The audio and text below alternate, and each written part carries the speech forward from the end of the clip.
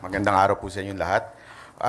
Una sa lahat, bago ko po sabihin nung sa tingin ko may mali, ay mali po muna yung pangalan ko. Hindi po Brian, Byron po.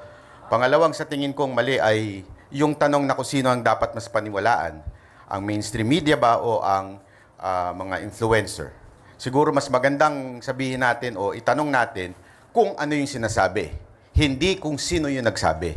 Dapat sa issue, hindi dun sa tao. Kung meron mang magpapakalat ng fake news sa Pilipinas, walang iba yan kung hindi ang mga politiko sa Pilipinas. Unahin na natin ang ating Pangulong si Marcos, na kung saan sinabi niya na walang baril na pumasok sa KOJC Siege.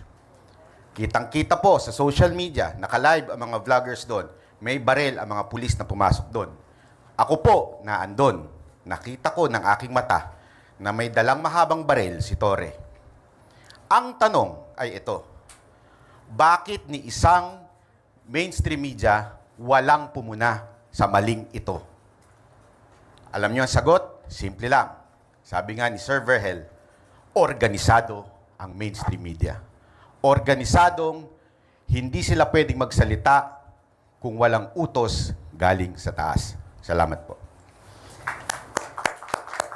Maraming salamat, Ginoong